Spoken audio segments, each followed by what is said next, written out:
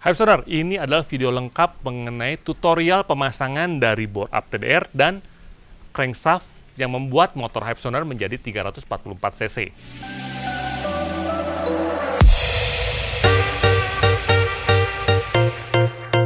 Upgrade X-Max 344 bermasalah? Kira-kira salah di part atau salah di pemasangan ya? Kalau salah di part, kita nggak bisa bahas lah. Tapi kalau soal pemasangan, di video kali ini kita akan bahas pemasangan secara detail untuk bore up dan stroke up di motor X-Max Hypesonar secara SOP yang baik dan benar. Sebelum kita lanjut ke pemasangan, kita akan bicarakan parts-parts yang akan kami gunakan pada tutorial ini. Pertama, kita akan membutuhkan crankshaft. Crankshaft yang kami gunakan ini adalah crankshaft dari Yamaha, import dari Thailand langsung. Hati-hati, ini banyak sekali berita dan yang kami dengar bahwa ada juga yang menggunakan crankshaft yang dari Indonesia. Kebanyakan yang dari Indonesia ini adalah barang-barang reject.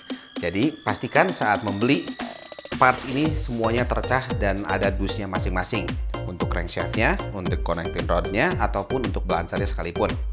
Untuk mendukung pemasangan crankshaft ini, ada pun parts-parts yang harus disiapkan seperti halnya ada metal jalan dan metal duduk di sini, dan juga ada output shaft yang untuk metal di sebelah kiri.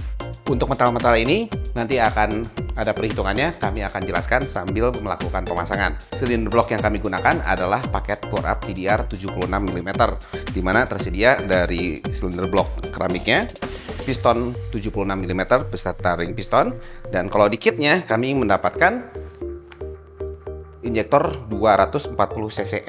Mengingat bahwa kami akan melakukan bore up stroke up ke 344 ini tanpa merubah ECU, oleh karena itu debit injektor harus disesuaikan. Di sini bisa diganti dengan injektor 330 cc dengan catatan motor yang digunakan adalah motor X-Max connected. Bila mana menggunakan X-Max yang versi pertama atau yang old, ini yang dibutuhkan di 310 cc. Catatan hanya itu saja untuk injektornya. Berikutnya kita ke sektor pernafasan, di mana kami menggunakan camshaft TDR 02. Untuk pernafasan berikutnya kami akan menggunakan throttle body RPD dengan ukuran 44 mm. Untuk mendukung kelistrikannya, yaitu kami menggunakan TPS RPD, dan juga untuk idle speed controllernya kami menggunakan idle speed controller manual dari RPD.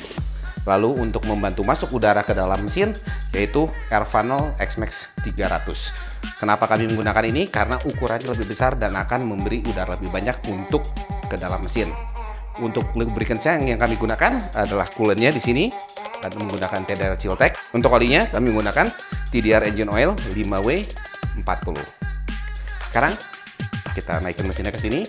Kita lihat apa yang harus diperhatikan saat melakukan pembongkaran dan juga pemasangan. Hypesonar, videonya cukup panjang ya, jangan di skip karena nanti Hypesonar tidak mendapat informasi secara tepat. Setelah ini mesin terlepas seperti ini, tentunya kita harus bongkar terlebih dahulu.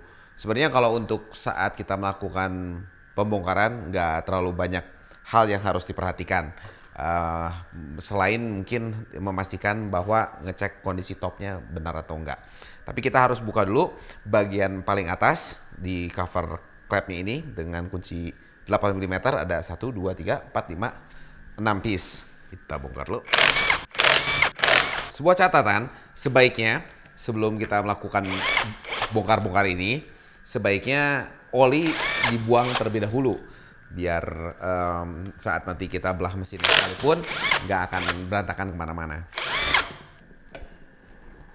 Nah, sudah terbuka dan ini oli memang sudah lama kita turunin sehingga kalau kita lihat bisa dikatakan hampir kering. Di sini ada satu hal yang mungkin bisa dicontoh bagi yang suka bongkar-bongkar atau yang masih baru awal bongkar-bongkar, yaitu adalah melakukan mengorganisir baut-baut. Jadi sepertinya tadi baut yang di atas ini kita cari sebuah plastik, lalu kita kelompokkan agar tidak tertukar dengan baut-baut yang lain. Jadi terorganisir dengan baik pas kita nyari pun akan lebih mudah. Berikutnya adalah untuk melihat kondisi topnya. Apakah mesin ini sudah top dan bila mana sebelumnya kondisi topnya bermasalah, itu kita bisa lihat. Untuk ngecek keadaan top itu kita harus buka dua baut yang ada di bagian sebelah kanan mesin. Ada satu dengan menggunakan kunci 12 dan satu lagi biasanya kita bisa menggunakan sebuah koin. Nah, koin ini untuk buka bagian tengah, di mana kita ntar ini kita ngebuka buat muterin cranknya ya. Ini kita putar, kita buka dulu. Lalu berikutnya adalah baut 12 ini. Baut 12-nya kita buka. Ini untuk muterin cranknya kita butuh kunci 14 mm di sini.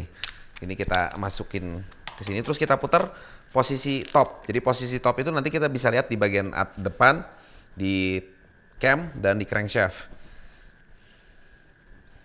Kalau bisa dilihat, di bagian atas ini ada sebuah garis, dan di bagian block headnya pun ada sebuah garis. Pastikan ini top untuk bagian camshaftnya. Lalu untuk di bagian dalam, di magnetnya ini pun bisa kelihatan ada sebuah garis, di mana kalau sudah kedua garis ini dalam kondisi align atau rata, ini menandakan bahwa udah top.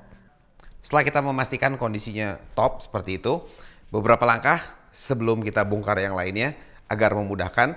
Di bagian sini ada dua baut untuk camshaftnya. Ini kita longgarin dulu, soalnya kalau ntar sudah terbuka ini akan sulit untuk melonggarkannya. Sudah longgar seperti itu.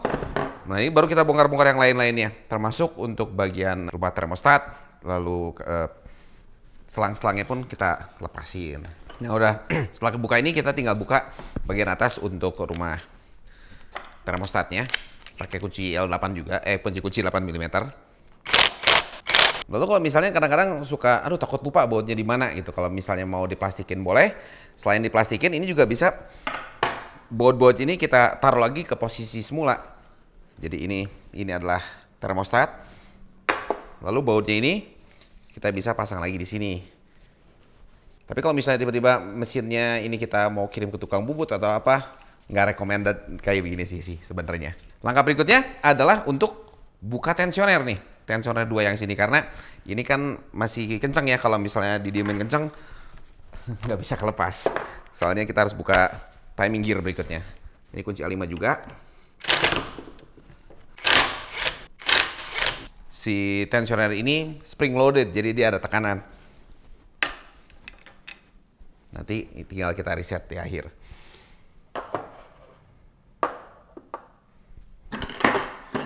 Setelah ini kita tinggal buka dua baut sprocket cam yang di atas ini.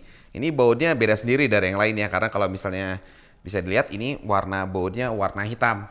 Jadi ya bajanya beda ya dibanding baut-baut yang lain. Jadi seharusnya nggak ketertukar sama sekali.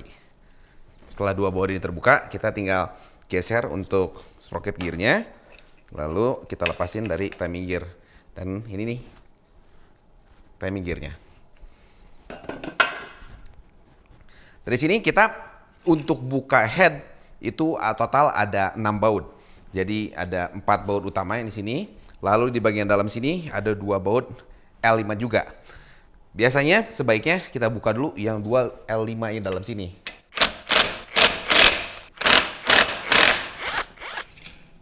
Dua terbuka. Kunci 14 ini ada 4. Pastikan kalau lagi ngebongkar mesin itu dalam kondisi dingin ya, jangan dalam kondisi panas. Kalau misalnya kita bongkar dalam kondisi panas, kita ngelonggarin baut-baut ini, ada kemungkinan bisa cylinder head ataupun bloknya ini melenting. Jadi wajib sebisa mungkin mesin dalam keadaan dingin. Dan gak ada salahnya ini membiasakan diri kita membukanya sama halnya kayak kita kencengin dengan pola nyilang. Hati-hati di mur ini pun, selain mur di dalamnya ada ring. Jadi nah ringnya seperti ini, ada ring dan ada baut. Kadang ringnya keluar, kadang enggak. Dalam kasus ini sebagian ada 3 biji yang masih di dalam ya. Ini kayak yang satu yang ini, yang lain masih ada di dalam. Di sini kita bisa tinggal buka cylinder head, tapi jangan ditarik dengan cylinder blocknya, karena di sini ada satu pipa. Nah pipa ini di bawah tuh ada bautnya. Kalau kita paksa, khawatirnya ntar patah, dan kemungkinan besar seperti itu. Jadi jangan dibuka dulu. Kita buka dulu bagian head dengan menggoyang-goyang.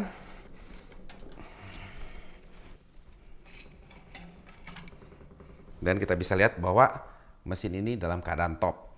Mesin ini bisa dikatakan mesin baru. Motornya ini baru jalan 1000 kilo. Kita bisa lihat pembakarannya seperti ini ya. Lalu di bagian combustion chamber di headnya juga ya seperti ini. Baik-baik saja sih sebenarnya. Nggak ada yang aneh. Berikutnya jangan lupa ring-ring yang tadi kita lepas, jangan sampai hilang.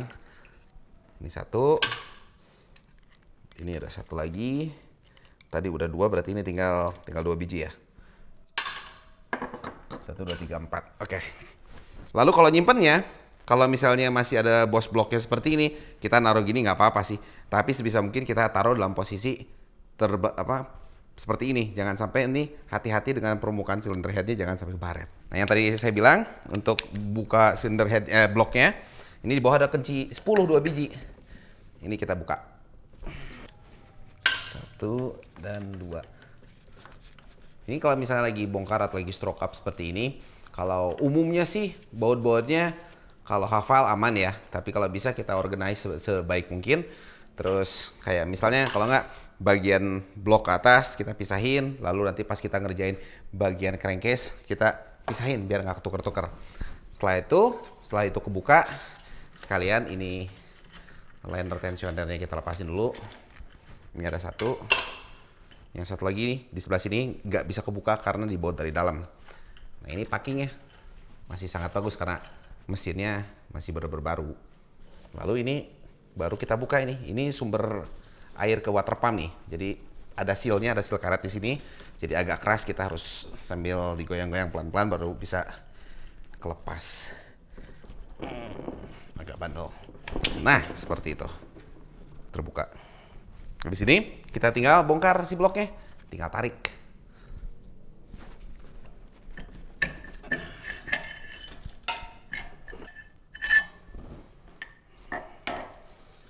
Saat sudah terbongkar seperti ini, untuk identifikasi siapa tahu ada permasalahan ataupun ada permasalahan saat kita bongkar, jadi ada keluhan dari yang pemilik motor ya.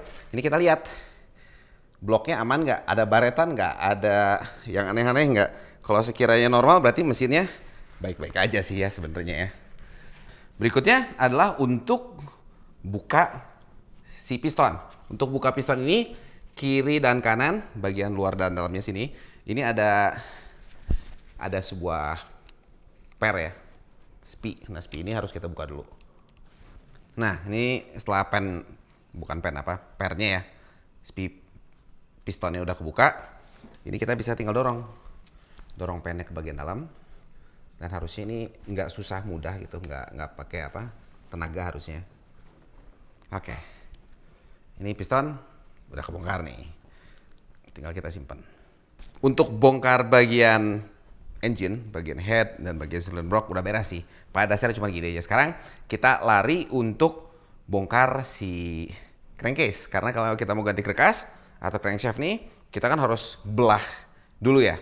Nah untuk belah-belahnya itu di sini ada beberapa baut, ada 1, 2, 3, 4, 5, 6, 7, 8. Ada 8 baut di sebelah kiri. Nanti di bagian kanan pun di sini ada beberapa. Tapi kita harus buka bagian tutup cover magnetnya dulu. Tutup magnet ya. Tutup magnet ini ada beberapa baut sekelilingnya. Termasuk ini baut untuk si water pump. Jadi tinggal dibuka aja sih, nggak ada aturan tertentu. Cuman kalau di X-Max Connect ini beda sama yang lainnya, yaitu 3 baut ini warna hitam. Sedangkan kalau di X-Max yang sebelumnya warnanya sama semua. Yang membedakan hanya itu. Ini tempat buang air sebenarnya ini.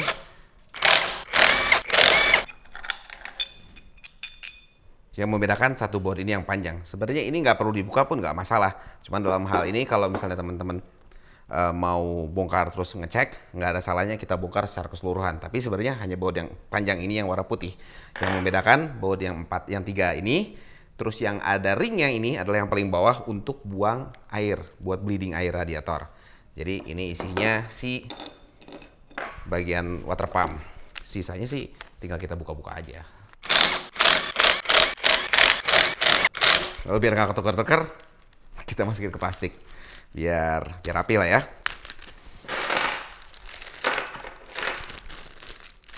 Bareng-bareng sama si water pumpnya. Dari sini sih intinya tinggal kita tarik aja untuk kebukanya selama semua bautnya udah kebuka. Agak susahnya kadang-kadang ini ada pen, ada 2 pen kalau nggak salah. Nanti setelah kebuka bisa kelihatan ya. Kalau misalnya bongkar-bongkar nih, kalau agak susah jangan dicongkel ya. Karena ini kalau dicongkel ntar jadi rusak permukaannya, nanti mengakibatkan kebocoran. Jadi jangan dicongkel. Padahal soalnya dia ada magnet di dalamnya. Dan ini kebuka cover magnetnya nih secara keseluruhan. Di tahapan ini kalau misalnya kita lagi bongkar-bongkar, di sini tuh ada satu filter. Nah nggak ada salahnya nanti kita filter ini dibuka saat dibongkar semua. Ini kita inspect dan kita cek ada kotoran atau enggak dan wajib dibersihin. Sekarang bagian kita buka magnet. Ini kebetulan ini gigi starter tuh di sini. Tadi udah kelepas ya. Kelepas seperti ini. Sekarang kita tinggal buka magnetnya. Buka magnet ini kita perlu kunci 14 mm. Terbuka. Sekarang kita harus buka magnetnya. Kalau ringan bisa ditarik gitu aja, tapi nggak bisa umumnya. Kita harus pakai kunci nomor 6 untuk trackernya. Jadi ini kunci nomor 6 nih ya. Kalau bisa dilihat ya. Ini kunci nomor 6 ini untuk buka magnet yang X-Max. Nah, kalau udah katakan kayak gini jangan ditekan terus. Yang penting dia udah longgar. Kita tinggal lepas. Ini trackernya saya lepas dulu. Ini keluarnya bareng-bareng sama si one way-nya ini. Biasanya suka, nah enggak. Karena di dalam sini ada spie-nya. Spie-nya nggak ikut. Ini adalah magnetnya. Ini one way-nya. Untuk keluarin one way-nya kita harus lepas dulu nih spie-nya nih. Karena kebetulan ngehalangin. Ini spie-nya biar nggak hilang, tempelin aja di magnet ini. Terus ini, aman dia. Ini one way-nya, lalu kita bisa lepas. Lalu di sini, kalau kita lihat bagian sini, ada beberapa parts yang harus kita buka. Satu untuk lidah tensioner bagian atas, lalu pompa oli. Rantai katang untuk pompa oli ini nggak bisa dilepas kecuali kita buka pompa olinya. Sekarang kita buka dulu untuk lidahnya. Lidahnya tetap sama menggunakan kunci L5 mm. Ini kalau misalnya lagi dibongkar sekalian diperiksa untuk lidah-lidah tensioner untuk kedua sisi ya, atas dan bawah. Kalau misalnya ada retakan, ada terlihat aus, sebisa mungkin sekalian aja diganti. Jangan sampai ntar kita harus kerja 2 kali bongkar pasang hanya gara-gara lidah tensioner dia bermasalah. Sekarang udah gini kita buka pompa oli nih. Pakai kunci 8 juga sama ini. Kita tinggal lepasin. Ini bautnya ada 2 biji. Dari sini sekalian pompa olinya kebuka. Ini rantai katanya bisa kelepas. Ini jadi permasalahan juga kadang-kadang di X-Max kalau misalnya mesinnya berisik, kadang-kala rantai tensioner untuk pompa oli ini bermasalah. Kadang-kadang kelewat. Ini harganya nggak terlalu mahal dan kadang-kadang ini jadi sumber permasalahan. Setelah itu untuk rantai keteng utamanya, untuk timing chain yang utamanya ini sekalian bisa kita lepas. Dari sini untuk belah mesin sudah mudah. Tadi di bagian sebelah kiri mesin ada 8 baut. Nah untuk di bagian sebelah kanan itu total ada 5 nih. 4 di luar, 1, 2, 3, 4 sebelah sini dan bagian dalam ada 1. Jadi kita buka dulu untuk baut-bautnya ya. Ini sini 1 bagian luar. Kalian biar nggak ketuker baut kiri sama kanan karena bautnya ada yang beda-beda. Sebenarnya ketuker-tuker juga pas pemasangan nanti ketahuan kalau ada yang lebih panjang. Saya suka ini plastik bautnya dipisah-pisahin. Nah sebelah sini yang tadi yang 8 ya. Di sini ada 1, 2, 3, 4, 5. Lalu ada di luarnya di sini 1, 2, 3. Total ada 8. Intinya diinspeksi semua sekeliling, pastikan baut-bautnya sudah kelepas semua. 8 baut sebelah sini nih sebagai catatan nih, kalau dilihat nih bautnya panjangnya sama semua. Beda sama yang ini sebelah kiri ya. Ya sebelah kiri. Yang sebelah kanan bautnya beda-beda, tapi kalau yang sebelah kiri ini bautnya panjangnya sama semua. Itu yang membedakan. 8 baut sebelah kanan. Sebelah kiri ya. Sekarang dibalikin, kita tinggal belah mesinnya. Ini pasti agak susah ditarik karena pada dasarnya sekeliling ini menggunakan sealer. Jadi nggak semudah part yang lain, nggak pakai gasket atau packing sama sekali. Kalau misalnya kita perlu mukul, ada beberapa titik untuk mukul untuk memisahkan antara 2 blok ini. Salah satunya yang ini tuh untuk mukul blok bagian bawah. Sedangkan di sini juga ada yang ini nih. Ini untuk mukul ke bagian atas. Kalau kita mukulnya pakai benda keras, tapi kalau kita mukulnya pakai palu karet seperti ini, pada dasarnya di mana juga boleh-boleh aja. Jadi kita coba bongkar ya. Ini juga ada nih satu lagi di sini nih buat mukulnya. Oke, kalau udah mulai terlepas seperti itu, kita baru tinggal lepas. Ini pasti. Setelah terbuka, ini bisa kelihatan di bagian sebelah sini. Ini ada metal duduk yang sebelah kanan mesin, nanti di bawahnya satu lagi ada metal duduk sebelah kiri mesin. Di sini ada beberapa hal yang harus diperhatikan. Kalau misalnya kita ngetopin juga ya, di sini ada balancernya, dan balancer yang terpasang di sini adalah balancer untuk X-Max 250 cc. Untuk titik-titik topnya, ini ada 2 titik top nih.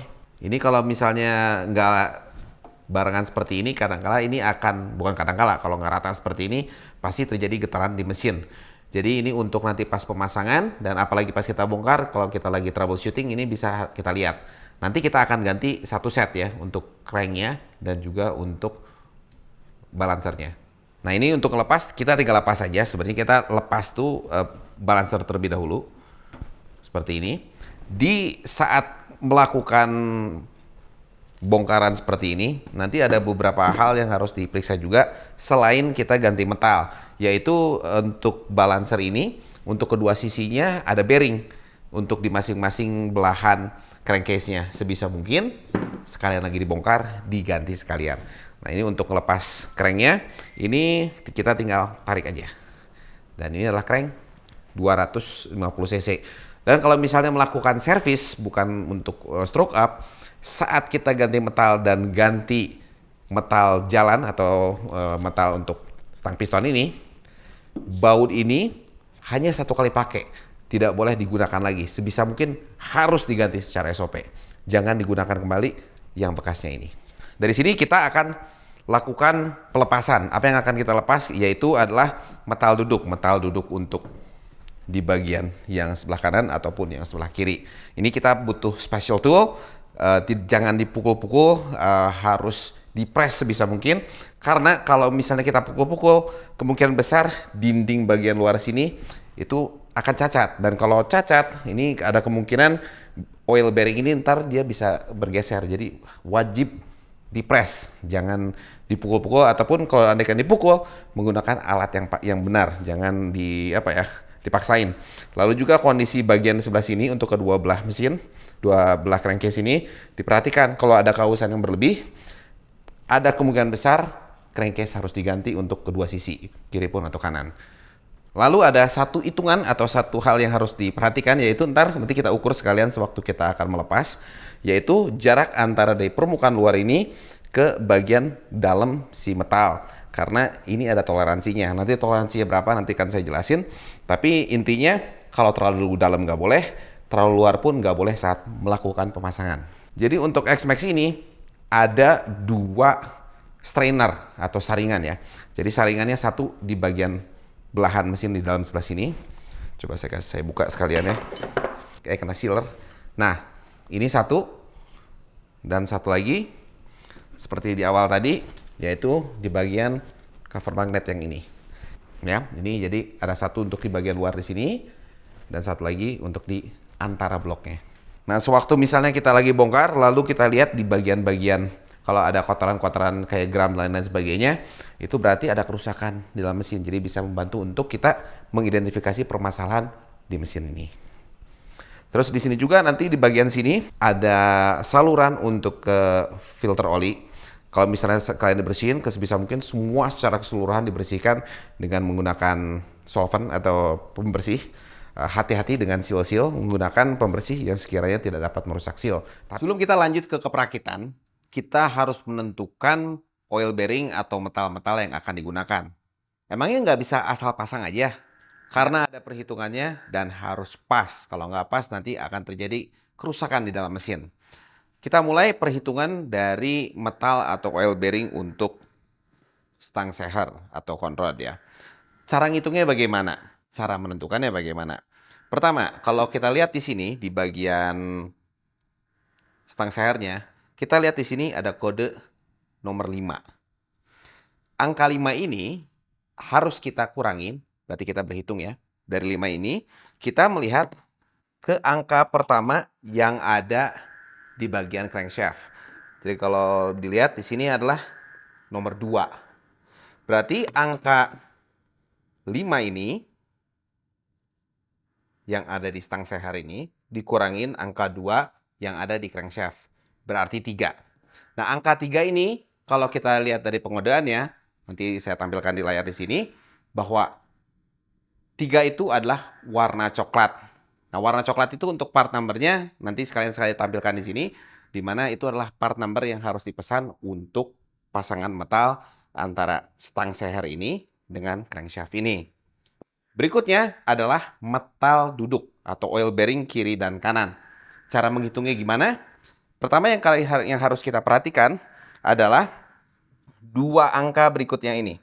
Jadi kalau kita lihat di sini, pertama ini angka kedua ini untuk perhitungan stang seher. Di sini kalau ada kode kita lewat. Lalu kita lihat dua angka berikutnya.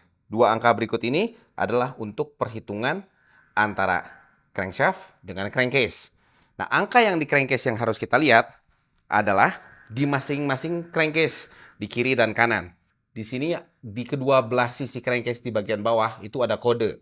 Kalau yang ini panjang bla bla bla bla, dan kita lihat angka paling akhir. Angka paling akhir ini adalah angka 5. Lalu untuk sisi crankcase yang satunya lagi, ini saya angkatnya biar angkanya nggak kebalik. Kalau kita lihat angka terakhirnya adalah 5. Jadi angka di kode yang ketiga ini, nomor 2 ini, nanti dikurangi dari angka crankcase yang sebelah kiri, yang buck CVT. Berarti di sini kita punya angka 5. Ini kebetulan angkanya sama semua ya. Angka 5 ini dikurangin dengan 2 lagi. Berarti 3. 3 adalah coklat untuk case ini. Dan untuk yang sebelah kanan, sama angkanya adalah 5, dikurangi angka yang di crankshaft ini 2. Sama-sama 3. Berarti semuanya ini kebetulan menggunakan metal nomor 3, yaitu coklat. Tapi kalau misalnya jumlahnya berbeda, nanti bisa lihat di layar di sini untuk cara pengodeannya, warnanya apa, beserta part numbernya. Jangan sampai salah hitung karena bila mana salah, ada kemungkinan internal mesin akan rusak ataupun menjadi berisik. Sekarang waktunya kita merakit stang seher ke crankshaft. Jadi pertama kita buka dulu bagian atas ini. Terus nanti pas perakitan hati-hati. Kita lihat di sini ada angka 5. Ini harus kembali ke posisi semula seperti ini. Jangan terbalik. Untuk bukanya ini jangan dibuka full dulu si murnya.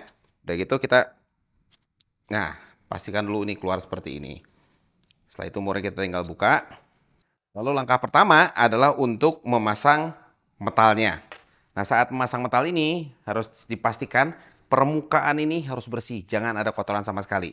Jadi kalau bisa kita bersihin dulu, pastikan tidak ada kotoran sama sekali. Lalu untuk metalnya pun sama, khususnya pasti bagian belakangnya ini, pastikan dia bersih. Lalu kita bisa lihat, di sini ada coakan dan di sini ada knob. Ini kita pasang seperti ini, tanpa memberi lubrikan sama sekali. Kita tekan seperti ini, sampai dia akhirnya pas posisinya. Seperti ini. Ingat ini knob-nya masuk di sini. Lalu untuk di cupnya juga, di bagian satu sisi, sama. Pastikan bersih. Bagian metal bagian belakang pun pastikan bersih. Sama persis. Yang ada knob-nya masuk ke sini. Dan kita tinggal tekan. Nah ini pas pemasangan ke crankshaft, harus ada yang diperhatikan. Nomor 1, bahwa seperti tadi saya udah bilang, angka ini harus kembali nyambung. Lalu udah gitu kalau kita lihat di bagian cup bagian bawah sini, ini ada sebuah garis. Nah garis ini arahnya itu mengarah ke bagian CVT yang sebelah sini, bukan ke arah magnet. Sebelum dipasang, pastikan ini dikasih dulu oli. Dari olinya yang oli baru ya. Ini untuk membantu biar dia tidak bergesek saat pas lagi dia awal start. Kita pasang. Dan bagian untuk cupnya juga sama kita kasih oli. Ingat tadi jangan sampai kebalik tulisannya. Terus yang bagian ada garisnya ini, yang ada garis ini menghadap ke bagian yang CVT. Setelah terpasang seperti ini, nih bisa dilihat bahwa angka 5 tadi ini kembali ke semula. Dan kalau kita lihat dari garis ini, garisnya ini mengarah ke bagian CVT, atau biasanya ada marking di sini 7 atau apa, ini menghadapnya ke sini, jangan kebalik. Lalu ini untuk murnya ini sebisa mungkin di bagian atas sini kita kasih oli sedikit untuk lubrikasi saat kita ngencengin untuk kedua bautnya. Sekarang waktunya ngencengin. Ngencengin ini melalui dua tahapan, yaitu kita mengencangkan pertama, lalu kita tambahkan 180 derajat. Gimana sih itu? Pertama kita harus kunci si stangnya, biar dia nggak bergerak. Biasanya menggunakan ragum, kalau bisa ada ragum yang lebih besar, kebetulan di sini ragumnya ada yang kecil, biar dia tidak bergeser. Setelah posisi sudah teragum seperti ini, kita ambil kunci torsi kita.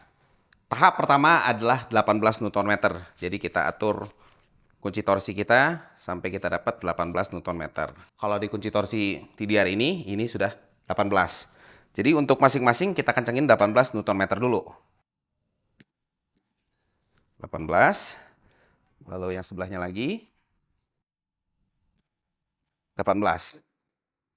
Berikutnya adalah untuk melakukan penambahan sudut 180 derajat. Kalau misalnya kita tidak punya kunci torsi yang menggunakan derajat, kita bisa memberi marking pada bautnya. Seperti ini, kita ambil ada marker, lalu kita kasih garis. Dari garis ini, kita tambah 180. Saya marking dulu untuk keduanya ya. Jadi yang depan ini, kita putar 180 derajat.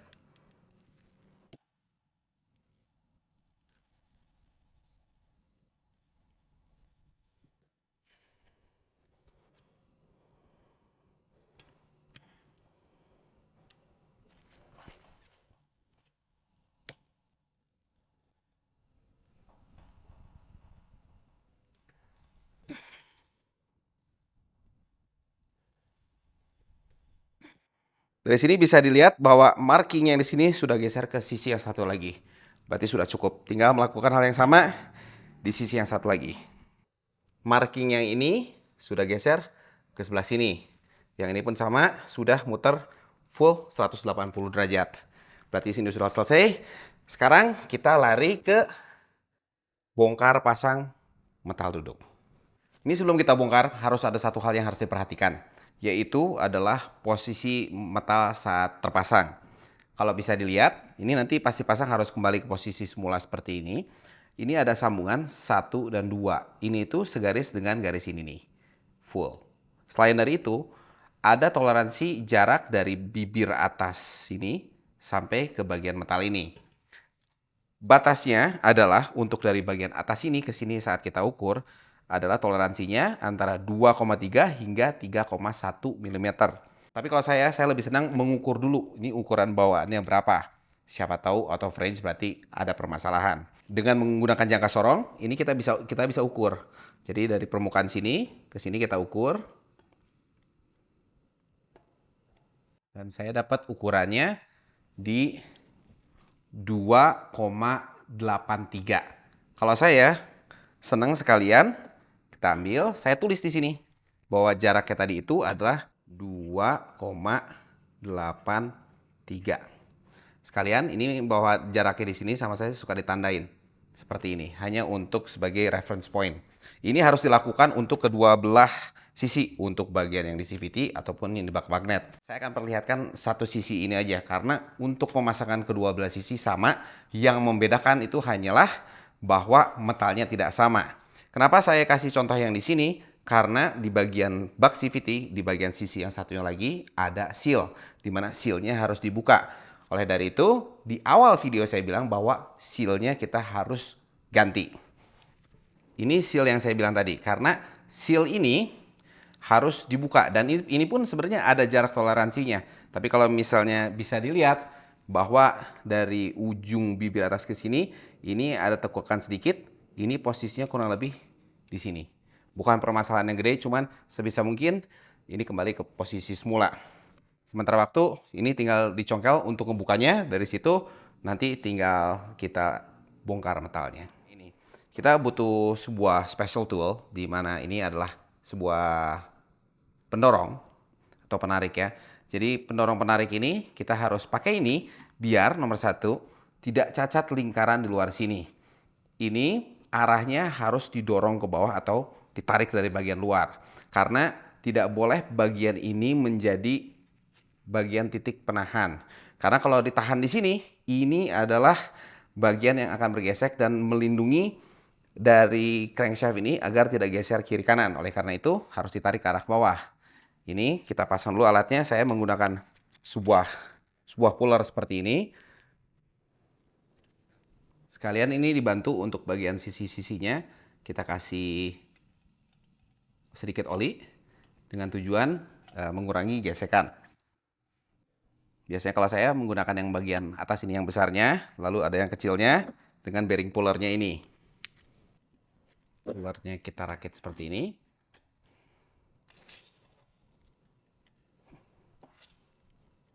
Kita pastikan kencang dulu. Ini kita balikin lalu kita lakukan penarikan. Saat menarik ini, pastikan ini untuk bagian penahannya, ini jangan sampai merusak bagian dalamnya ya, untuk sebagian tumpuannya. Dari sini kita tinggal tarik perlahan. Jadi ini akan saya tahan, lalu mulai saya tarik perlahan-lahan.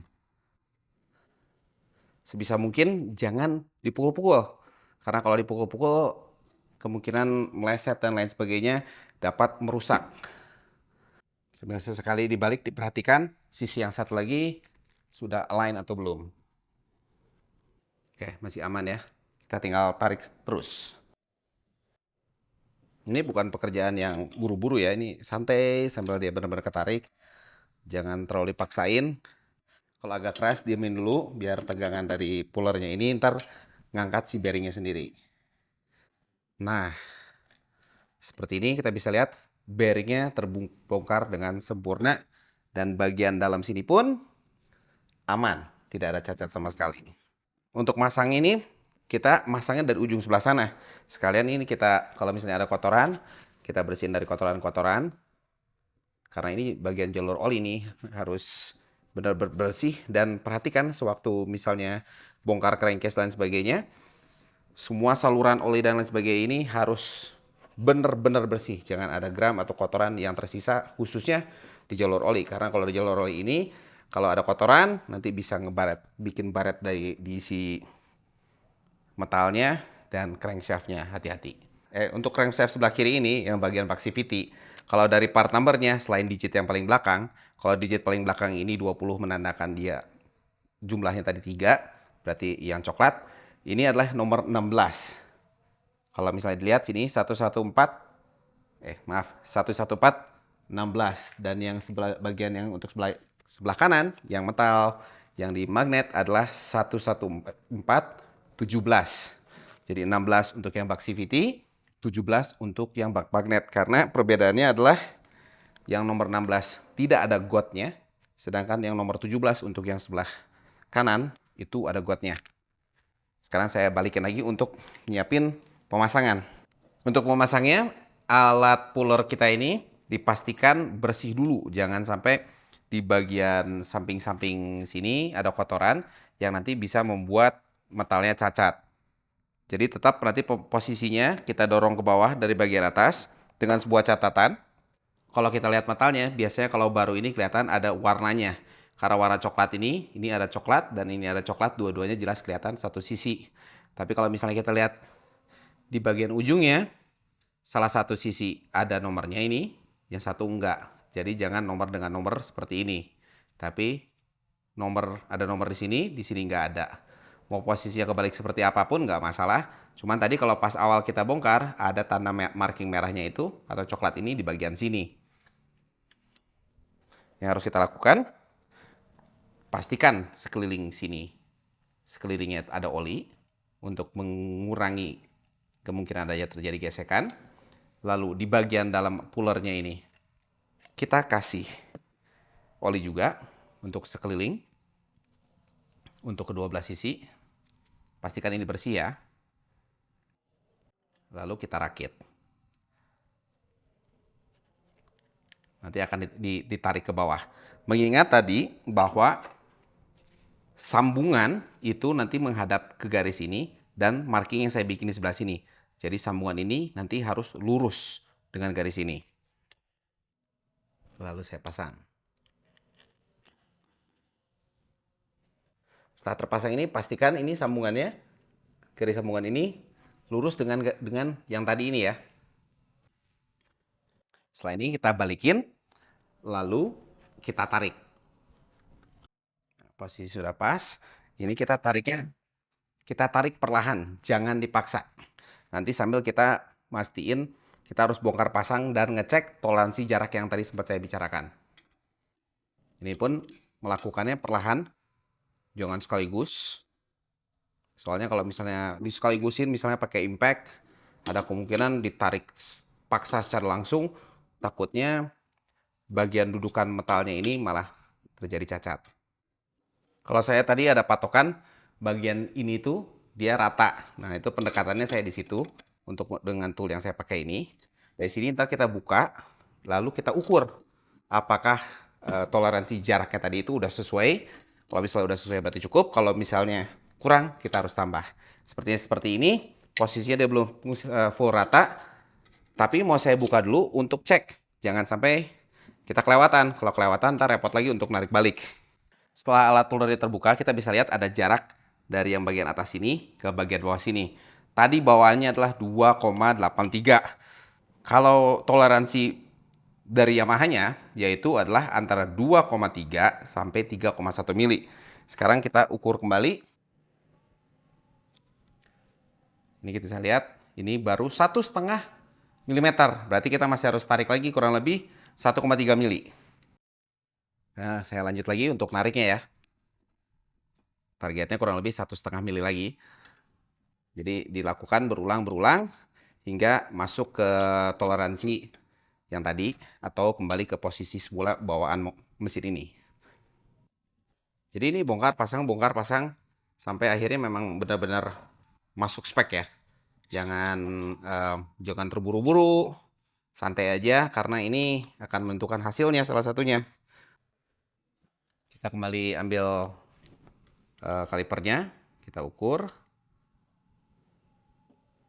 Sekarang saya dapat 2,5 mm. Berarti udah in spec karena minimal 2,3 sampai 3,1 mm.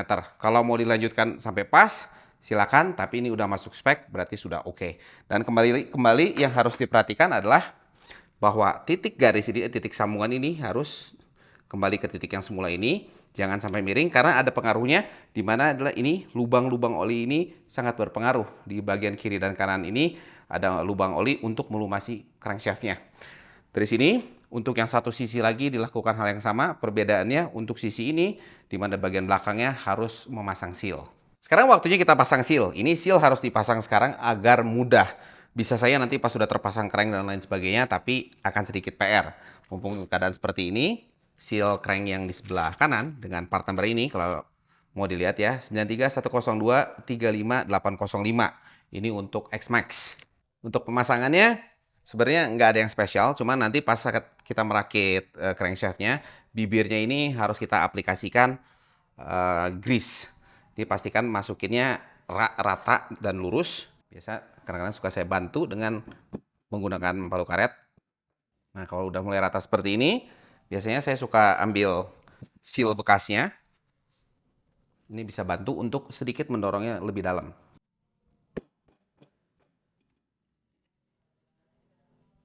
Oke, ini sudah rata seperti ini. Sekarang saya akan melakukan bongkar pasang satu sisi lagi. Ingat, pekerjaannya sama persis dengan yang ini, cuman perbedaannya di sisi bug CVT ini, di mana kita harus bongkar pasang seal. Dari situ ntar kita pasang si crankcase-nya beserta perakitan untuk crankshaft-nya sendiri. Catatan ya, khawatirnya salah. Saat melakukan bagian sisi bak magnetnya ini, nariknya posisinya harus dari dalam keluar lagi. Jangan sampai bagian yang luar ini nanti menjadi tumpuan.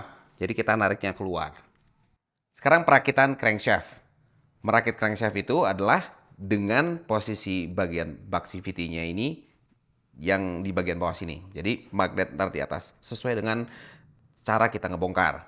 Yang harus kita lakukan pertama sebelum kita pasang si crankshaft-nya adalah untuk memberi grease di bagian seal dalam sini. Seal yang baru saja dipasang ya. Ini cukup dikasih sedikit grease dengan tujuan agar karetnya terlubrikasi. Jadi nggak cepat rusak. Ini berlaku untuk hampir semua tipe seal, oil seal sebisa mungkin diberi sedikit grease. Berikutnya, pastikan untuk di daerah sekeliling crankcase ini bersih. Dan sekalian nanti ini pas bagian sekeliling ini bersih dari oli karena kita akan memberikan sealer sebagai gasketnya. Lalu crankshaftnya kita lumasi dulu untuk bagian dudukan sisi kiri dan kanan. Jangan lupa juga ini kalau dilihat di bagian sini, ini bagian kontak. Ini kita kasih oli sekeliling. Ini kita kasih oli agak banyak pun nggak masalah. Setelah itu, dengan stang seher menghadap keluar,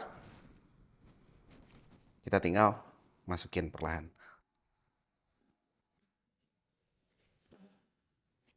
Pastikan aman. Lalu kita berikutnya adalah memasang balancer. Nah, balancer ini kalau sekiranya motornya sudah lama, bearingnya sebisa mungkin sekalian diganti. Karena motor ini bisa dikatakan relatif baru dan kondisi bearing masih bagus, tidak diganti. Untuk pemasangan, di sini ada sebuah titik dan di balancer pun ada titik. Mereka harus sama-sama ketemu. Titik dan titik ketemu seperti ini. Langkah berikutnya adalah untuk memberi sealer sekeliling. Nah, sealer yang digunakan adalah High Temp Tribond yang warna abu seperti ini. Tata cara pemasangan atau aplikasi sealer ini sebenarnya pada umumnya nggak ada perlakuan khusus. Namun saya memiliki sebuah kebiasaan di mana sealer itu sebisa mungkin kita kasih lebih banyak di bagian dalam dibanding luar. Karena tujuannya itu adalah untuk menahan agar oli tidak keluar dari bagian dalam dan keluar. Kalau misalnya kita menahan sesuatu agar tidak masuk, sealernya diperbanyak di bagian luar. Dengan menggunakan tangan ini kita tinggal aplikasikan sekeliling. Untuk di bagian ujung sini, sebisa mungkin kita kasih sealer lebih banyak ya di bagian ujung kayak begini nih. Setelah sealer ini udah teraplikasikan sekeliling, sekalian diinspeksi lagi. Siapa tahu ada bagian sealer-sealer yang nggak nyambung, karena itu salah satu titik di mana akan terjadi kebocoran. Jadi tidak perlu terlalu banyak sealernya, tapi sebisa mungkin mereka nyambung tanpa ada putus. Kalau ada putus itu sering kejadian bocor di situ. Khususnya untuk bagian yang paling luar ya. Kalau untuk bagian yang dalam sini, ini hanyalah pembagi antara ruang oli bawah dan atas. Karena pompa X-Max ini inputnya ada dua, ada dari sump paling bawah dan ada satu sump lagi di bagian crankshaft ini. Sekarang ini waktunya kita masang bagian cover magnet. Tapi ingat bahwa si motor ini ada dua strainer ya, dua filter, satu di bagian antara crankcase sama satu lagi di bagian luar. Ini filter yang satu ini jangan lupa untuk dipasang strainernya ya. Kita pasang di sini satu. Nah, mumpung kita lagi pegang bendanya ini, satunya lagi di bagian luar sini, biar nggak lupa nih. Kita pasang, meskipun ini nanti tahapannya masih setelah kita pasang magnet ya. Lalu di bagian di sini kita foya-foya oli lagi, kita kasih lubrikasi biar nanti metalnya pun udah siap ada oli saat misalnya kita running mesinnya ya. Di sini di bagian metalnya pun kita kasih oli.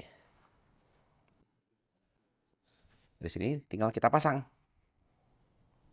Ingat ada knocknya. Knocknya itu ada dua, satu di sini, satu lagi di sini.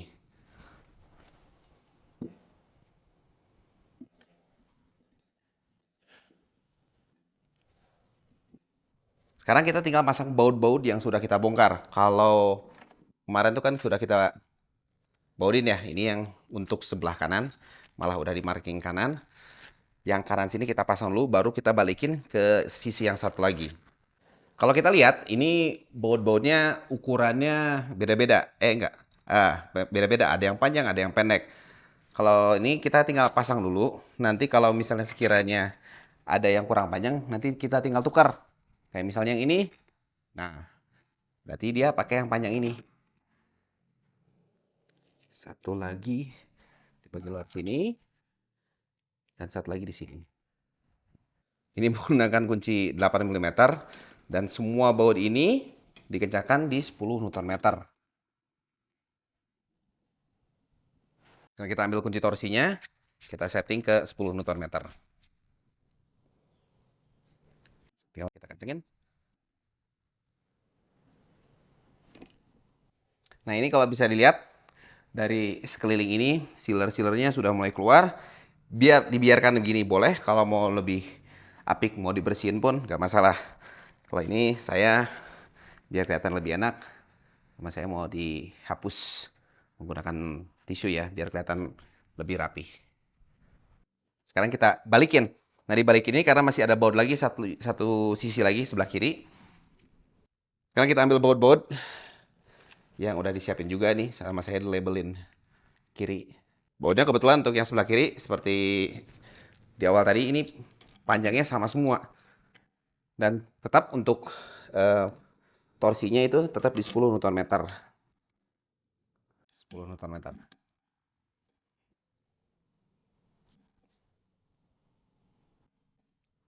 Sebagai catatan tadi, semua baut yang sekeliling crankcase ini, yang baut-baut 8 ini, ingat 10 Nm.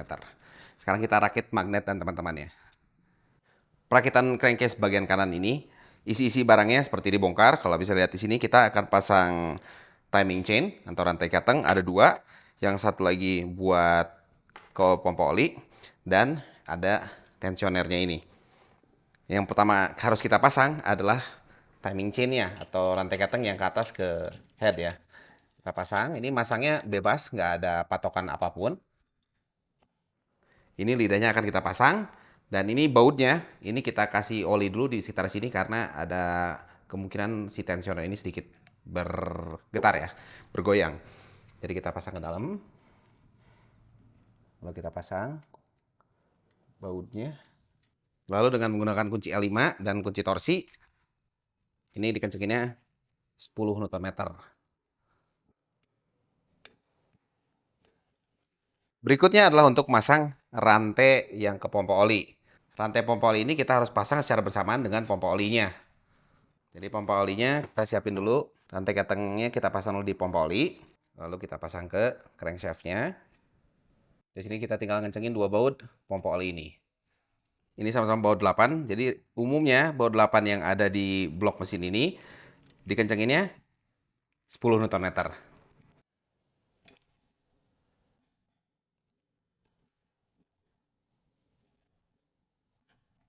Berikutnya adalah untuk memasang gear one way starter ini. Di bagian dalam ini kalau kita lihat ini ada busing. Ini kita kasih oli dulu karena dia bisa muter. Jadi karena dia butuh lubrikan untuk muter seperti ini. Dari sini kita tinggal pasang magnetnya. Tapi sebelum magnet jangan lupa, ini gigi yang dari starter, lubangnya kita kasih oli, lalu kita pasang. Di sini jangan lupa bahwa kita ini ada pennya nih ya. Pennya kan kita simpen di sini nih biar nggak hilang. Jadi kita tinggal kembaliin ke posisi semula. Di sini jangan lupa ini kita kasih oli dulu di sini. Biar nanti ke suatu saat kalau kita ngebongkar, dia lebih mudah kalau sudah ada oli ya. Di sini kita tinggal pasang. Nah, ini masangnya. Triknya itu karena ini ada pelor-pelornya. Saat kita masang, dipastikan kita lihat dari sebelah sini bahwa tahannya udah pas. Kenoknya udah pas, sambil si gear untuk one way-nya kita puter-puter sampai dia benar-benar masuk. Sekarang bautnya yang dipasang nih. Baut ini cukup kencang, di 75 Nm ngencenginnya. Jadi ini bagian di sininya kita kasih oli. Ini untuk menghindari gesekan saat ngencengin. Lalu ringnya kita pasang, di bagian ringnya pun kita kasih oli. Bahkan di lubangnya kita kasih oli sedikit. Ini adalah baut 14 mm. Kalau untuk awal, bisa untuk memastikan dia duduk dengan baik dan benar, boleh menggunakan impact sedikit ya, untuk mastiin dia posisinya diem. Namun langkah berikutnya adalah untuk melakukan pengencangan. Nah, pengencangan ini harus menggunakan kunci torsi 75 Nm dan belt penahan. Di 75 Nm kita tinggal kencengin. Ini lumayan keras nih. Setelah magnet dan semuanya udah kencang, sekarang kita kembali memasang covernya. Ini untuk covernya tuh ada yang harus diperhatiin nih.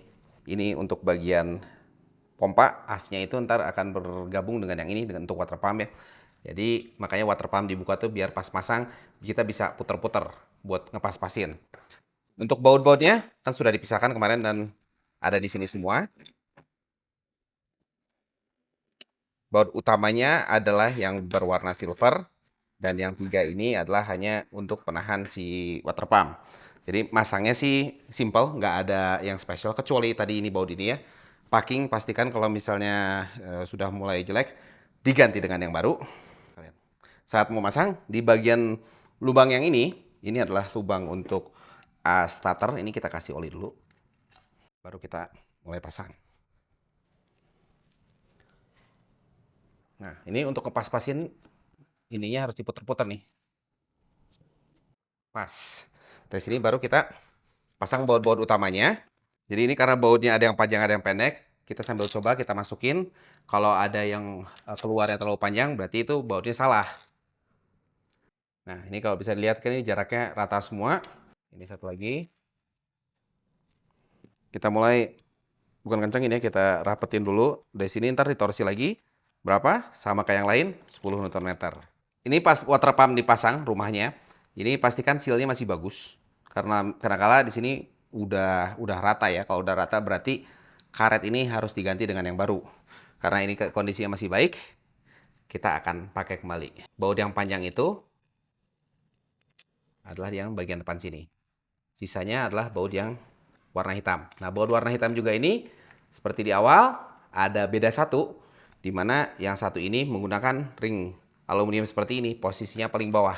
Karena ini adalah tempat untuk bleeding air radiator.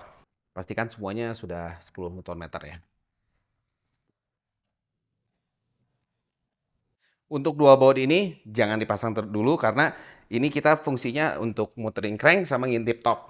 Sekarang waktunya kita pasang bore up kitnya. Apa sih yang harus diperhatikan saat kita memasang bore up kit? Kunci utamanya adalah rasio kompresi statis. Rasio kompresi statisnya ini sebisa mungkin dipertahankan di maksimal 12:1 karena tujuannya ini adalah untuk dipakai untuk harian dan touring. Yang pertama kita pasang adalah piston. Nah, piston ini dengan ukuran 76 mm ini dengan total cc yang akan dihasilkan adalah 344 cc. Dengan piston ini kita ada dikasih pennya juga beserta dengan klip-klipnya. Nah, ini ada pennya. Lalu ini klipnya dikasih baru kiri dan kanan. Ini klipnya 2. Saya akan masang dari sebelah sini klipnya. Jadi klipnya salah satu dipasang dulu. Setelah klipnya terpasang, pastikan sekeliling dilihat bahwa klipnya sudah terpasang dengan rata. Setelah spinnya terpasang, sekarang kita siapin ring pistonnya. Ring pistonnya ini urutannya bisa dikatakan mudah ya. Kadang-kadang suka kata orang takutnya ketukar. Jadi dari semua ring piston ini yang TDR punya itu ada satu yang warna kemas-masan, itu yang nomor 1. Nah, yang ini warna emas-emasan, ini ring kompresi 1. Lalu yang warna hitam, ini adalah ring kompresi 2. Sedangkan yang sisanya ini adalah ring oli. Masangnya, pertama kita pasang dulu untuk bagian pernya. Ini untuk pemasangan secara gap. Gap itu yang akan saya pakai di sini adalah yang bersilangan 180 derajat. Untuk ring oli pertama kita pasang. Ini sambungan per sebisa mungkin kita kasih jarak sedikit dari sambungan ring piston oli yang pertama. Dari sambungan yang di sebelah sini, ini saya pasang di tengah. Sambungan pertama di sini untuk gapnya. Berikutnya di sisi yang satu lagi. Ya, satu di sisi sebelah sini, yang satu lagi di sisi seberangnya. Untuk berikutnya, untuk ring kompresi kedua, kita pasang berseberangan lagi dari yang tadi. Berarti ini yang warna hitam. Di sini ada tulisan TDR 76 mili, ini menghadapnya ke atas. Lalu untuk ring kompresi 1 di sisi satunya lagi untuk sambungannya. Tetap untuk tulisan TDR 76-nya menghadap ke atas. Setelah terpasang seperti ini, kita ambil oil can. Oil can ini kita kasih oli dulu untuk bagian di stang seher dan di bagian pistonnya. Karena kita sekarang akan masang pen. Nah, pennya ini. Pennya kita pasang dulu sedikit di sini, baru pistonnya kita pasangkan ke stang sehernya. Nah, setelah terpasang begini, kita ambil spi yang satu lagi, lalu kita pasangkan. Pastikan pennya sudah rata sekeliling. Lalu kita pasang packing. Untuk mengejar kompresi yang dibicarakan tadi, itu ada beberapa cara. Salah satunya adalah menggunakan packing double di bagian bawah, ataupun melakukan perubahan di bagian combustion chamber-nya, yang di bagian sini. Sehingga target di 12:1 itu tercapai. Sebelum kita masang packing, untuk permukaan di sini, dipastikan dia bersih dari oli, tidak ada minyak-minyak. Lalu kita siapkan boss blocknya. Boss blocknya itu ada satu di atas, satu di bawah, di bagian sebelah kanan mesin. Setelah terpasang baru kita packingnya kita pasang. Arahnya nggak akan kebalik ya. Kalau terpasang terbalik akan terlihat. Berikutnya, masang blok. Blok ini sebisa mungkin sebelum dipasang, wajib harus ini. Wajib kata saya. Ini kita kasih dulu oli sekelilingnya. Setelah itu, baru kita pasang. Sambil memastikan kembali posisi ring sehernya tidak berubah dari posisi yang tadi kita pasang ya, yang berlawanan ujung sama ujung. Masalah konfigurasi ini ada juga yang suka konfigurasi Y, itu kembali lagi ke preference, nggak ada yang benar, nggak ada yang salah, sama-sama dua-duanya bagus. Cuman kalau dalam hal ini saya menggunakan yang ujung dengan ujung. Nah, setelah masuk ini, jangan lupa timing chain-nya kita keluarin dulu. Sambil kita tahan di top dead center nih ya, kurang lebih. Pastikan ini bloknya masuk ke bos-bosnya. Terus ini ada kelebihan olinya, kita lap. Berikutnya, packing head. Ini juga ada bosnya. Bosnya kebetulan ini ada di headnya. Ini saya pindahin, biar posisi packingnya dia diem. Packingnya tidak perlu dikasih oli, tidak perlu dikasih sealer.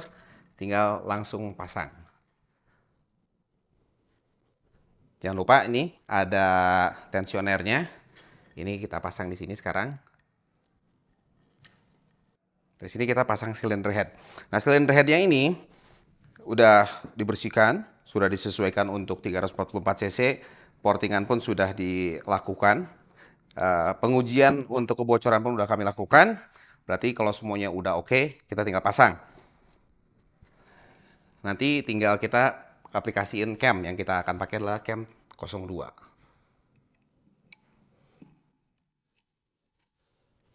Ini sekarang ini untuk baut headnya. Dari total 6 ini, yang kita pasang dulu adalah yang 4 yang besar. Kenapa nggak kita pasang yang kecil dulu? Khawatirnya kalau yang kita kencengin yang 2 ini, saat kita kencengin yang 4 ini akan jadi longgar. Karena lebih kencang yang 4 ini dibanding yang 2. Nah, ini baut-baut dan ring-ringnya semua udah saya organize di depan sini. Untuk baut ini, ngencenginnya ada aturannya, ada sequence-nya atau urutan ya. Tapi pertama ini untuk yang kita pasangkan harus ringnya dulu ya. Ini di permukaan antar celah ring di head terus di ringnya ini kita harus kasih oli. Kenapa harus kita kasih oli? Seperti yang lain tadi juga. Ini untuk mengurangi gesekan saat kita kencengin. Aturan ngencenginnya itu ada bongkar pasang. Jadi kalau misalnya sama kita didiemin tanpa oli akan terjadi gesekan dan bacaan atau hitungan torsinya khawatirnya berubah. Ini baut 14 kita pasang seadanya dulu. Yang penting dia nempel. Sekarang kita melakukan tahapan pengencangan pertama. Kita siapin kunci torsi kita ambil ke 16 Nm. Untuk L-nya kita cuman pasang dulu ala kadarnya. Nggak usah dikencengin dulu. Yang penting kita masuk ke dratnya. Lalu kita ambil kunci torsi kita akan melakukan pengencangan pertama, yaitu di 16 Nm. Melakukannya dengan silang ya. Jadi ini saya kenceng-kencengin dulu secukupnya, biar bloknya benar-benar ketekan dulu. Dari sini baru kita kasih 16 silang.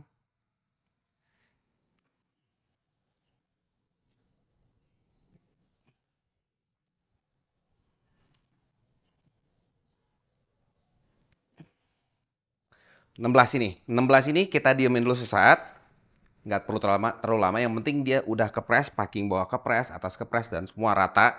Dari sini kita longgarkan kembali. Keempat-empatnya kita longgarin.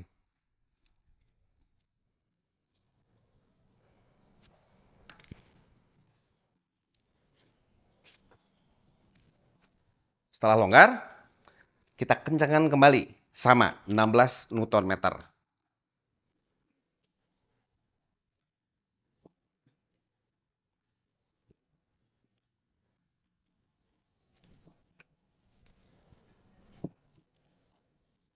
16 Nm kedua ya.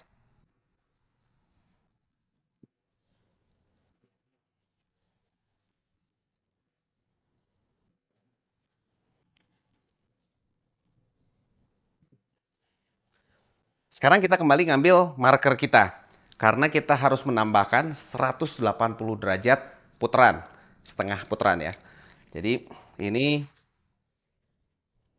biar markernya bisa ini saya sedikit lap-lap. Kita ambil marker kita. Yang kayak yang ini saya akan kasih tanda ke body headnya. Sama dengan yang ini. Keempatnya pokoknya ditandain.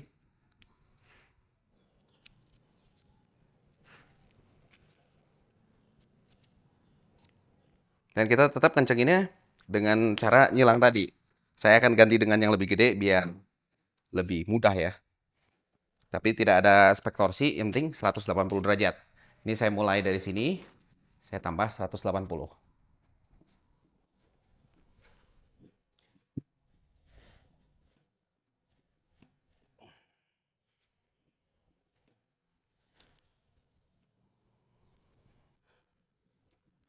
Kurang dikit. Ya, ini kalau bisa dilihat ini udah 180. Kita ke titik berikutnya. Kita tambahin 180 lagi.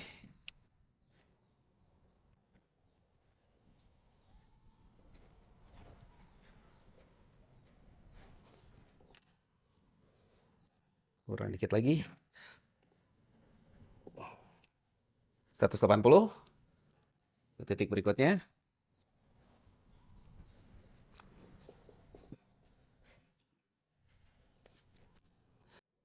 180 dan yang terakhir paling bawah.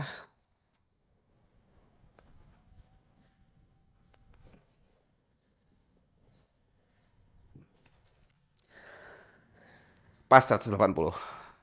Sekarang kita baru ngencengin yang dua baut ini. Yang dua baut ini hanya 10 Nm. 10 Nm.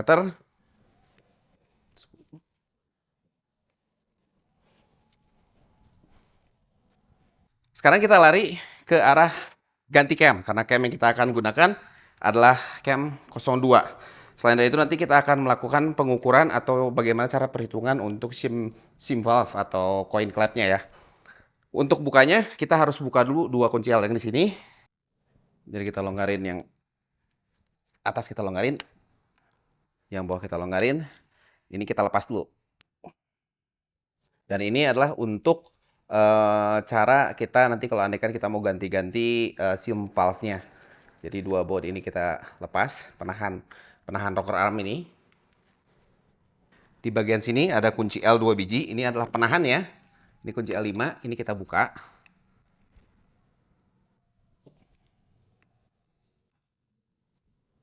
Beserta ini ada penahannya, penutupnya. Kita buka. Di sini camnya kita tinggal tarik keluar.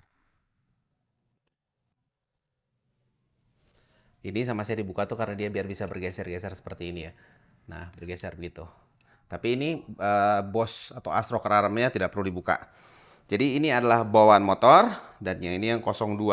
Ini bisa dilihat di sini markingnya TDR, yang ini tidak ada markingnya.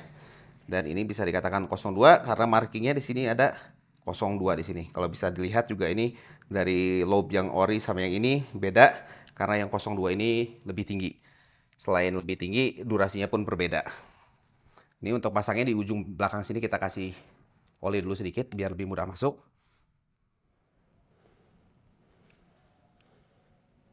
Dari sini kita tinggal masukin lagi ke dalam.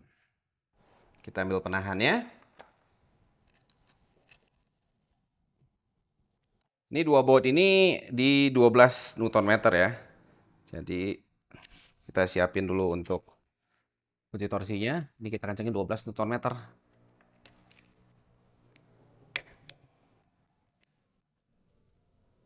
Ya, beres. Nah ini saya putar lagi. Ini kita si rocker armnya dengan kita dibuka tadi ini kita bisa geser-geser.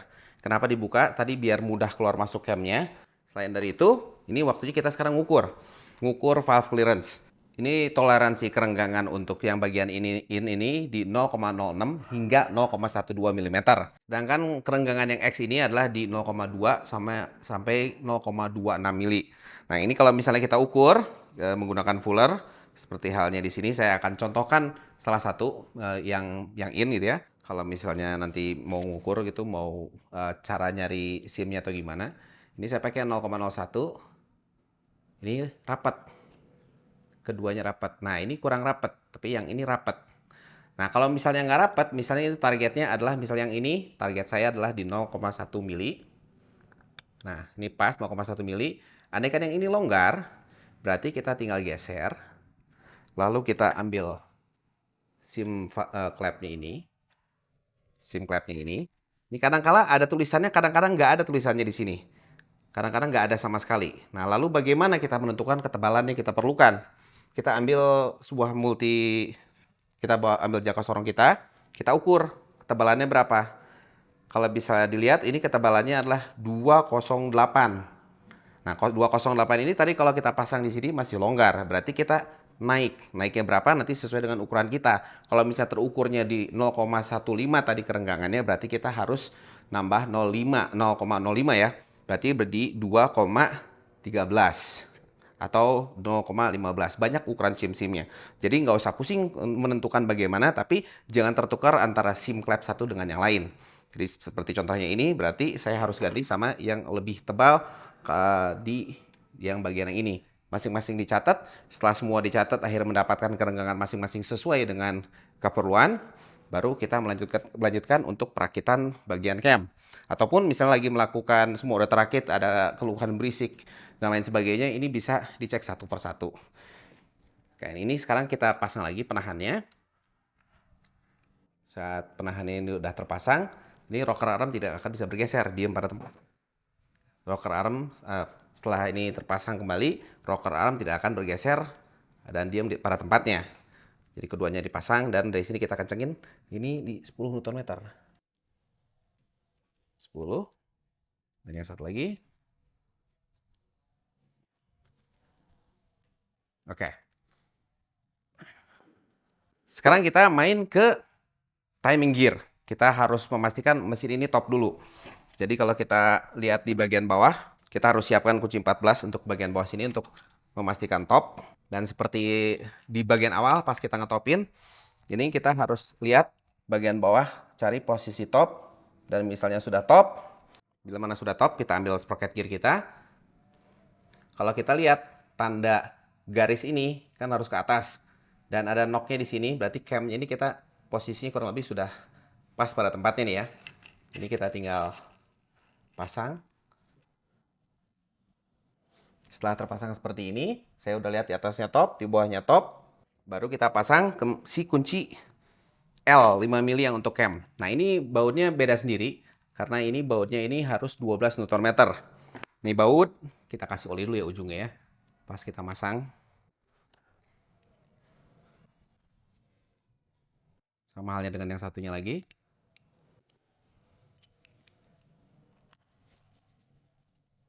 Ini kita kencangin 12 Nm. Ini pasti agak ketarik, jadi harus ditahan. Setelah kita kencengin, kita pastiin lagi. Kita cek posisi topnya apakah sesuai atau enggak. Nah, dari sini kita siapin untuk masang tensioner. Nah, tensioner di awal kan sama saya belum di reset. Tinggal buka bagian atasnya, lalu untuk bagian klip ini kita tekan, kita dorong ke dalam. Lalu ini siapkan packingnya kembali. Ini pasangnya nggak bisa kebalik sih ya sebenarnya. Kalau pasang terbalik dia nggak mau masuk. Lalu bautnya, ini adalah baut L5. Lalu ini kita tinggal kencengin dua baut yang di atas 10 Nm. Karena tadi masih renggang, ini kita dorong dulu sampai dia ngunci. Lalu pernya kita masukin. Dan penutupnya. Penutupnya ini menggunakan kunci 12. Saat kita kencengin yang atas ini di 24 Nm.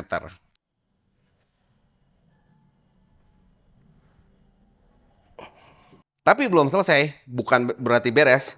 Sekarang kita harus lakukan 2 kali putaran crankshaft untuk memastikan bahwa kondisi topnya tetap top. Jadi ini 2 kali crank tuh 1 kali putar. Jadi camnya kalau bisa lihat ini menghadap ke bawah. Lalu 1 kali lagi kita cek sampai dia top. Kadang bagian bawahnya top dan bagian atasnya top. Kenapa harus dicek? Satu, untuk memastikan tidak ada yang tabrakan, klep tidak bertabrakan dengan klep. Selain dari itu, kadang-kala saat pemasangan, bila mana sekiranya kegeser setengah gigi, 1 gigi, akan ketahuan. Jangan sampai berisik di motor gara-gara salah topnya. Lebih baik kita hati-hati di sini. Sekarang kita tinggal masang parts-parts lainnya seperti tutup head. Saat kita akan memasang tutup cover klep ini, pastikan karet-karetnya semua dalam keadaan baik, tidak ada yang terlipat dan masih empuk ya. Bila mana udah keras atau ada sobekan, sebaik mungkin diganti dengan yang baru. Lalu kemarin baut-bautnya udah saya pisahkan di plastik. Ini kita tinggal pasang. Ini masing-masing baut itu jangan terlalu keras karena memang secara speknya juga hanya 10 Nm. Dan mengingat bahwa kalau misalnya kita memasang sebuah bidang seperti ini yang lebih dari 1 baut, sebisa mungkin jangan dikencangin satu, cuman bautnya kita pasang dulu sekeliling, baru kita kencangkan. Untuk menghindari bautnya meleset, yang ujung-ujungnya ntar lubang bautnya itu jadi rusak. Meskipun yang 2 ini akan dibongkar lagi karena pada dasarnya ini nanti ada dudukan kabel untuk di sasis ya. Setelah ini kita kencengin. Sekarang kita tinggal ngurusin bagian pipa ke mesin ya. Ini kita tinggal pasang. Seperti ini, sebisa mungkin kalau misalnya barangnya sudah lama, seal-sealnya udah jelek, diganti dengan yang baru. Nah ini untuk baut yang bawah ini, baut-baut rata-rata ini kan ukurannya M6. M6 tuh berarti diameter bagian sininya adalah 6 mm. Yang ini nih, batang yang ada dratnya. Kalau 6 mm ini rata-rata kursinya cuma hanya 10 Nm. Jadi kalau banyak menemukan yang 10 M6 ini, kepalanya beda-beda. Ada yang 8, ada yang 10. Itu hanya 10 Nm. Berlaku sama kayak dudukan di sini. Dan ini juga untuk saluran pendingin. Coolant yang di sini ini sama. Dia pakai bautnya baut 8, tapi M6. Jadi sama ukurannya. Dan seal-sealnya ini, karet-karetnya ini kalau misalnya sekiranya udah kurang baik, diganti dengan yang baru ya, untuk menghindari bocor. Bukan dikasih sealer-sealer. Kalau dikasih sealer itu kalau dalam keadaan darurat boleh. Tapi sebisa mungkin diganti dengan yang baru untuk menghindari bocoran. 10 Nm lagi karena dia M6 ini. Untuk bagian bawah ini kita tinggal pasang. Kemarin pas dibuka posisinya tinggal kembaliin ke posisi. Berikutnya kita tinggal pasang throttle body. Nah, throttle body ini ada ebonitnya di bagian bawah. Ini tidak boleh terbalik. Jadi bagian ada sealnya ini yang ke bawah. Yang ada seal ini nih. Lalu throttle bodinya kita pasang. Dan kembali lagi ini kita bertemu dengan kunci M6. Berarti 10 Nm lagi, balik lagi ke sana. Berikutnya adalah injektor. Injektor yang dipakai ini adalah ukuran 330 cc karena yang akan kita gunakan adalah ECU standar. Jadi untuk penyesuaiannya kita pakai yang 330. Dan ini bautnya juga kalau bisa lihat ini M6 juga. Jadi motor tuh banyak di M6-nya. Cuma ini kepalanya di kepala 10 mm ya. Yang terakhir adalah busi. Busi ini yang kita pakai adalah MA9RT. Dia naik spek 1 ukuran dari 8 ke 9 karena dia kompresi tinggi. Ini untuk bagian yang atasnya, karena di kop businya itu bentuknya drat seperti ini, maka dari itu bagian yang ininya harus kita lepas.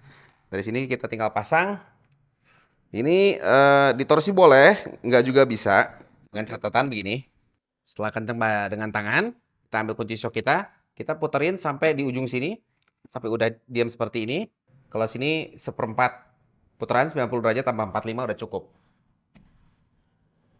Nah, seperti ini. Dari sini tinggal pasang-pasang barang-barang yang nanti ada di sasis. Dan pada dasarnya inilah tata cara merubah mesin X-Max dari T250 cc menjadi 344 dengan mengganti crankshaft punya X-Max 300 cc dan bolt up kit TDR yang 76 mm. Sebagai catatan tambahan, bila mana kita baru saja overhaul mesin seperti ini, jumlah oli yang perlu diisikan adalah 1.700 ml. Dengan catatan, karena kita baru saja bongkar mesin, sebisa mungkin filternya kita ganti dengan yang baru. Penggantian oli berikutnya setelah overhaul seperti ini disarankan di 500 km dengan mengganti filter yang baru. Dari situ pun dari filternya kita bisa menganalisa bila mana ada gram atau kelainan di mesin ini. Saat mengganti oli dengan filter oli yang diganti ini, kita menggunakan oli 1.600 ml. Tapi kalau misalnya sekiranya tanpa filter, yaitu di 1.500 ml. Pastikan menggunakan oli yang baik seperti TDR engine oil ini. Perhatikan seperti tadi ya yang sudah disampaikan, cara pemilihan metal duduknya yang benar, pemasangan yang benar, dan berapa sih torsi yang dipakai untuk mengencangkan baut-bautnya. Jangan sampai salah, biar Hype Sonar mendapatkan performa yang baik dari part-part ini. Dan kenyamanan Hype Sonar dan kenyamanan berkendara Hype Sonar menjadi lebih enak. Oke, gitu aja Hype Sonar. Jika Hype Sonar masih punya pertanyaan mengenai part-part ini, Hype Sonar bisa langsung WhatsApp ke 0813 1970 2000. Mau lihat produk langsung, bisa langsung kunjungi www.oneteamstore.com. Mau beli produknya, kunjungi One Team Network sekitar Hype Sonar. Atau bisa juga langsung ke TDR Technology Center di kota-kota Hype Sonar. Cuma satu TDR Technology Center, Maya. Oke, Hype Sonar, kalau Hype Sonar masih mau melakukan...